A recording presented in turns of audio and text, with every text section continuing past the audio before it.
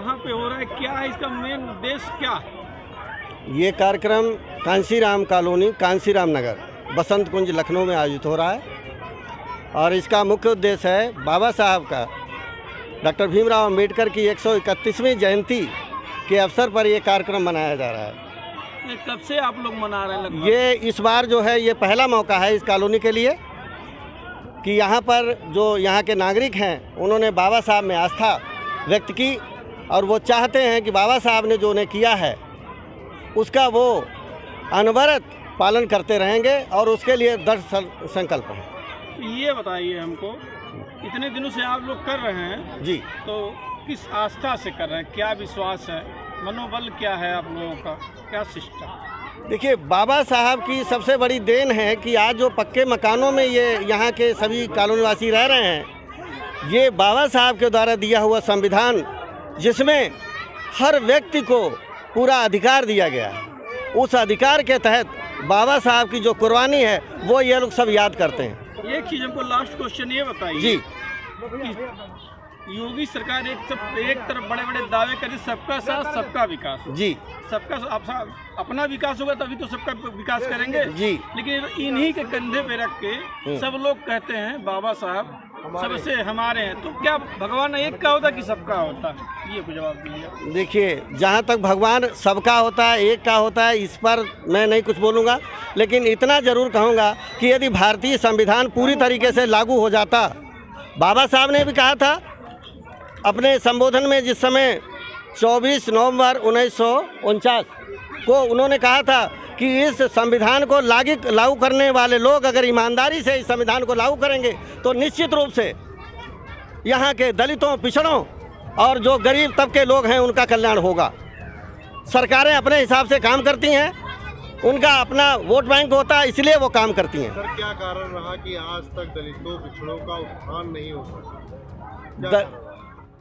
सबसे बड़ा कारण ये रहा है कि हमारे जो शिक्षा, मुख्य कारण रहा कि हमारे इन बच्चों पर, जो हमारी पीढ़ी थी, जो आने वाली पीढ़ी थी, उसको पूरी तरीके से शिक्षा नहीं मिल पाई और शिक्षा इतनी महंगी हो गई कि हमारा सामान्य जन बच्चों को नहीं पढ़ा सकता, क्योंकि अच्छे स्कूलों में पढ़ने वाले ही अच्छी नौकरी पाते हैं, जो बहुत महंगे हैं यहाँ के गरीब तबके के लोग वो पढ़ाई नहीं कर सकते। सर क्या अधिकतर नेतृत्व ने गुमराह करने का भी काम किया दलित समाज? इसमें ये राजनीतिक प्रश्न है, ये हमारा सामाजिक संगठन है और इस संगठन के माध्यम से हम ऐसी कोई बात नहीं करना चाहते।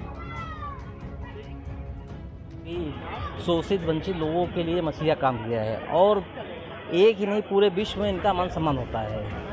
इस वजह से हम सभी लोग उनके जो है जन्मदिवस को एक त्यौहार की तरह मनाते हैं और जो है इससे लोगों को प्रेरणा मिलती है कि समाज में किस तरह से शोषित वंचित लोगों की। मैं ये जानना चाहूँ, एक कार्यक्रम रखा गया है, आप कथित रखा गया, कार्यक्रम किस लिए रखा गया, क्यों रखा गया? कार्यक्रम रखने का उद्देश्य इतना है कि यहाँ पर ये जो बस्ती है, गरीब लोगों की बस्ती है, दलित शोषित लोगों की बस्ती है, ये कार्यक्रम रखने का उद्देश्य ये सिर्फ है, इतना सा रखा गया है। वजह सिर्फ इतनी सी है कि लोग इस चीज़ को देखें, जागरूक हो, समझें कि पढ़ाई का, संगठन का, संगठित रहने का क्या महत्व है, कितना असर पड़ता है, कितने लोग प्रेरित होते हैं और कितना पढ़ाई के बाद सम्मान मिलता है। सिर्फ यहाँ रखने का उद्देश्य यही है कि लोग जो है जागरूक हो, अपने बच्चों को पढ़ाएं लिखाएं, समझाएं और एक छोटा माध्यम जरिया है। इस तरह के कार्यक्रमों का आयोजन और भी किया जाएगा और तरह से किया जाएगा। कई समस्याएं रहती हैं तो इनकी समस्याओं को कैसे निराकरण? समस्याओं का निराकरण सभी लोग, जिससे हमारे सम्मानित साथी हैं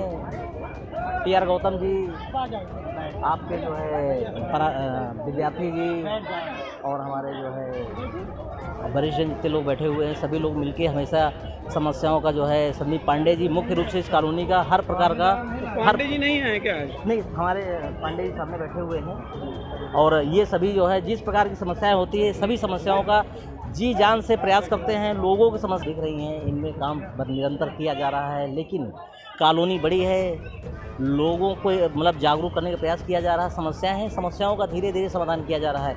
ये कॉलोनी लोगों की नज़रों में एक तरह से जो है कोई इसकी वो पढ़ाई है, एक दूसरे को शिक्षा पर विशेष जोर है, हमारा भी है।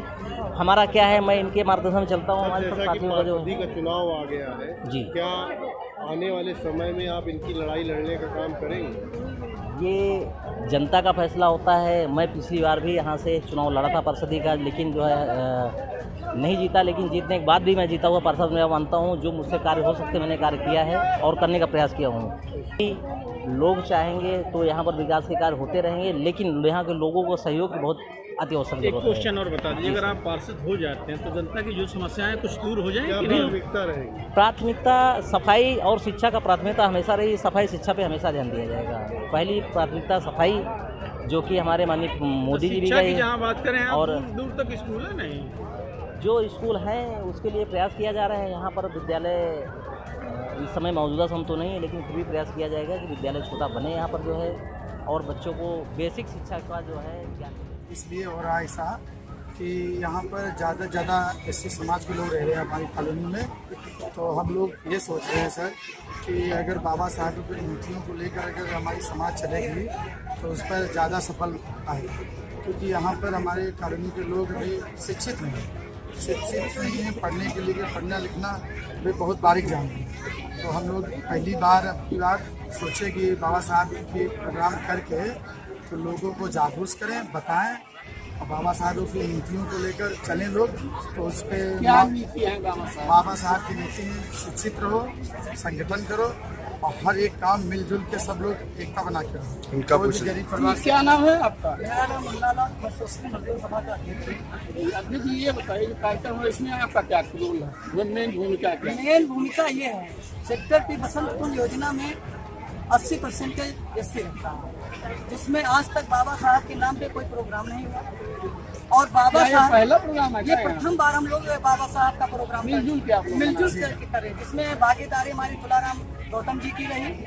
और मैं देख रहा हूँ जो शिक्षा की बात आती है, बाबा साहब जी ने शिक्षा की जो नीति लागू की है, आज वो दलित के बीच में वो शिक्षा लागू नहीं है। शिक्षा में भेदभाव है, शिक्षा में छूत अछूत की बात आती है, शिक्षा में सरकारी स्कूलों को क्यों खंडित आता है किया। छूत अब ये आती है क्योंकि सरकारी स्कूलों को इतना बेकार कर दिया गया है, जो सिर्फ खाना दिया जाता है, ड्रेस दी जाती है, शिक्षा के नाम पे बात नहीं सर, आती है। जैसा कि तुलाराम जी ने आपके संगठन को आगे ले चलने का बीड़ा उठाया है और सोच लिया है कि आपके संगठन को आगे बढ़ाएंगे, तो किस तरीके से उनके कंधों को मजबूत करेंगे? हम लोग संगठित रहेंगे और तुलाराम गौतम जी के साथ रहेंगे।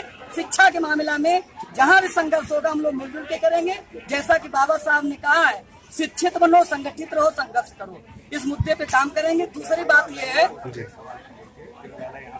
एक लास्ट क्वेश्चन ये बताइए, आप क्या नाम आपने बताया था? गौतम गौतम जी, ये चीज जानना चाह रहे हैं, यहाँ विकास क्या है? शून्य हमको नजर आ रहा है विकास। तो आपके हिसाब से कॉलेज से लेकर यहाँ तो केंद्रीय मंत्री जी भी आपके रहते हैं, किस तरीके का विकास है? देखिए, मंत्री जी रहते हैं, वो मंत्री जी का अपना क्षेत्र, कार्य क्षेत्र है, ये पहली बात है। दूसरी बात ये है कि यहाँ 3 किलोमीटर के अंतर कोई भी विद्यालय नहीं है, और यहाँ पर करीब 600 बच्चे ऐसे हैं जो ड्रॉप आउट हैं। उनके लिए इस समय विद्यालय की सख्त आवश्यकता है, बेसिक एजुकेशन। और यदि विद्यालय इसी पार्क में या कहीं जगह है यहाँ पर, अगर सरकार बना देती है तो निश्चित रूप से इनका कल्याण। दूसरी बात, योगी सरकार बनाए हैं अपने सिस्टम को, तो कभी आपने ये चर्चा किया, मुद्दा बिल्कुल, उठाया, हाँ। कभी लिखा पढ़ी में दिया साक्ष्य? ये हम लोगों ने बहुत समझा। आरटी के अंतर्गत करीब